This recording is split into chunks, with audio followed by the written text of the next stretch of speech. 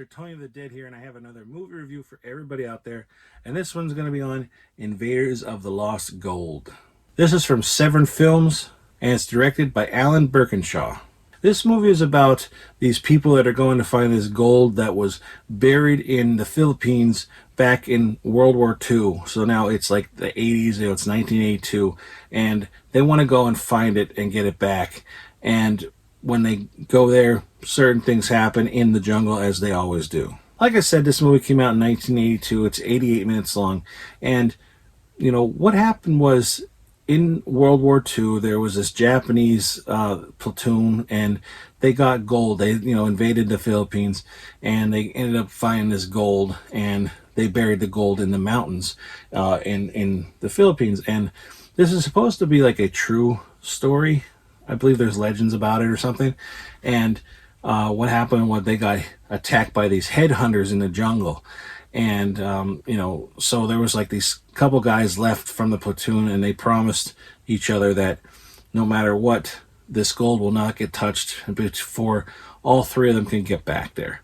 So now, again, it's years later, it's 1982, and this guy comes around asking, he knows about the gold and everything, and he wants the map from the general from this platoon, and things go sour between that. So the guy gets the map, and then he goes to the next guy from platoon, and then things kind of go sour with that as well. So then basically that guy that has the map now is trying to find all these people to get this trip together to go and find this gold and get it and bring it out, and they're going to split it.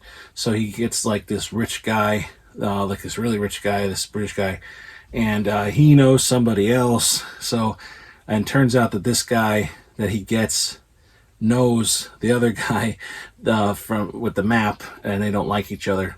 And his name is Mark Forrest, the guy that the British guy gets, and he's like one of the main guys. And then along the way, they have all these people that are going to be coming on this boat with them. So it ends up being like this big party of people to go and get this gold up in the Philippines. And the only guy that's left from the original platoon is coming with them, and he's, he wants his cut of the money as well, the cut of the gold. So everybody's supposed to get this split. But now that there's all these people, it's like, why is there so many people here? So this also has Laura Emanuelle Gemser in it. So if you've seen like the Emanuelle movies, like she's in this as well. And she has a little bit of a different part in this. Of course, she used to be the lover of the main guy, Mark, but they're not together anymore. And she's with this other guy, Fernando, I think his name was, and he's kind of like a guide on the trip through the jungle because he knows the jungle. But of course, during this trip, things start going wrong. Like I said, people die here and there by, of course, elements of the jungle and all that kind of stuff. It's a little bit, like Raiders of the Lost Ark in a way, especially the beginning. And I always think when I watch these movies, like, oh man, I could never be in the jungle. Like, it's just everything wants to kill you and eat you in the jungle, So it's like, how do they do this? Like, how do they do this, especially in another country like that? Like, it's just, no, there's no water, no clean water and all that, they have to bring their own water. It's just like, it had to been hard. And then if you watch the interviews and that, it was definitely, they had no luck on their side with anything. So with all that being said, the movie, it was okay. Again, I wanted it to be better. There were some scenes I guess they couldn't clean up as well, where, like, I'm not gonna say who, but somebody gets killed in the water, and the screen goes all like old footage, like, and I get it, you clean what you can, I didn't even see what killed them. I don't even know how they died. I didn't hear a gunshot. I have no idea. I thought something bit them in the water. I still have no idea. There was no blood. There was no entrance wound, exit wound, nothing. So I still have no idea how this person died. But there was a lot of cool, like, from the headhunters, arrows, and they, blow darts, and they throw in the pole. And they had said in the interview that, the way they did it in the Philippines then is that, because you could see once in a while, you could see the wire that's on the person, so like an arrow or something's going to come and stick them. And because of being in the Philippines and all that stuff, they had to work with it a certain way. So the pole or staff that they threw was, had the string going through it, but underneath their shirts was like a, block of wood or whatever that would stick to it so that it would stay, sticking to the wood. And said it was extremely dangerous, but it worked. And I thought, wow, because I'm watching it, I was like, oh, that's pretty. It looked cool. One guy had a squib on his head, and it was a very quick scene, but it was like he got shot in the head, and it was such a cool scene. It was like, whoa, scary. Of course, they cut some heads off, but it's nowhere. They don't show them cutting it off. You could tell that they had a budget, but they didn't have like a huge budget. But that doesn't mean it looked bad. Like it was cool. They were in the jungle and everything, and people like that you like in this movie died too early at times. It's like what, or in a stupid way. So that's one problem I have with this movie. Like the way people died in this was like too easy, or too like somebody that's like a super strong person or whatever like dies in a stupid way, and or like a main character from like the very beginning, and then they die, and it's like it's too easy, like just done with, and I don't know, but it was an interesting movie. I liked how it looked. Yeah, so you could hear the overdubbing on the voices at times, and sometimes there wasn't. I watched with captions. Captions were fine. It looked nice. It really did look nice. It's a 2K scan for the first time ever. This is also under a few titles: Horror Safari, Invaders of the Lost Gold, Greed, and many more. He said that there were so many. The director, Alan Birkenshaw, he said that there's so many titles to it that he can't keep up with, because there's so many. But he's proud of the movie, and after watching the movie, you get one, feeling about it, like, okay, that was the movie, and then, like I said, like, oh, it's okay, and then you you see the interview and you hear about the problems they had, and what they went through, and all this stuff. Like there was like theft, like people stole the wardrobes, and they rented the boat, but there was no engine because they said, well, you never rented the engine, you rented the boat. Just like their water being spilled over, just a lot of stuff that happened that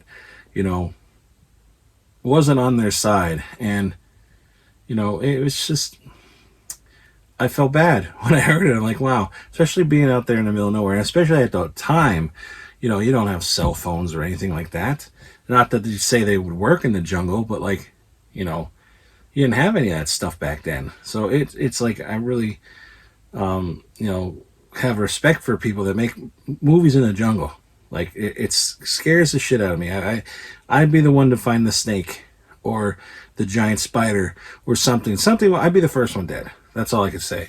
But yeah, it's a pretty cool story though.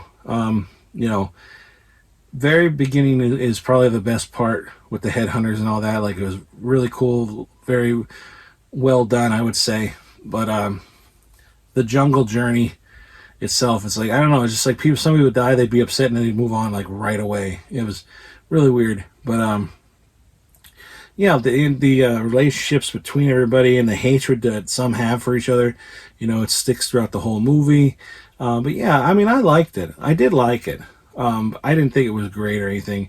I've seen other jungle movies that were a lot better, like, not to be compared or anything, but like Cannibal Holocaust, like that jungle. Like I was thinking, how could they be in the water, or like travel through that? It's like crazy. Or like Cut and Run.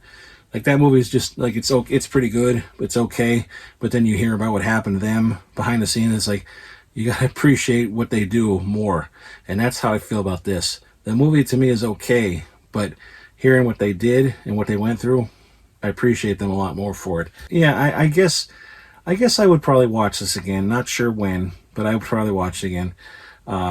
It's definitely one to check out if you haven't seen it. I thought it looked and sounded good and everything. And of course, you got Laura Gemser in here, who is only nude once, not her normal like 700 times that she, or the whole movie as she usually is. But yeah, she's nude once in here. So if you want to see her naked, she's in here naked. And it's funny because I was watching this and I go, she hasn't been naked yet. That's weird. And then instantly I saw her sitting down, taking off her boots. I thought, oh, okay, here it comes. But yeah, it was a great cast of characters, though. Really cool. Setting was scary. And, that I think that in a way makes the movie better for me. Like, if I'm, like, freaked out by where they are, that gives it a thumbs up in my book. But yeah, like I said, I thought it was okay. I'd watch it again somewhere down the line. So take that however you want it. But yeah, here on here you have the special features. You get a Rumble in the Jungle with an interview with director Alan Birkenshaw, and that's like a newer one. And then there's an older interview, I think from 2010. It's outtakes from Machete Maidens Unleashed with director Alan Birkenshaw and the wife of producer Dick Randall, Corliss Randall, and she talks about her experience there. She said she didn't go out to the shoot or anything. She counted the money and all that stuff, but she would, she knew stuff. But then, like I said, that interview's from 2010, so that's like the only special features on here. So not much, but at least there's like a newer interview and everything. Very interesting interview, to be honest. It's like 16 minutes, 20 minutes, something like that. But very interesting interview, like I said, which gives it a whole different perspective. So, yeah, I'd say check this one out. Why not? And if you have already, let me know what you thought about it. Also, there is the Blu-ray, and it is all regions, so you can watch it wherever you are. And there's no reversible cover, so there's that. But with all that being said, please, everybody, if you could, give this video a thumbs up, hit the subscribe button, and follow me on any of the social media links in the description box below. If you're interested in purchasing this, I'll put a link below where you can go and get it. Also put a link below with a trailer, but like I always say, proceed with caution. It may contain spoilers. Well, that's it, everybody. Thanks for watching. I'll talk to y'all later. Bye.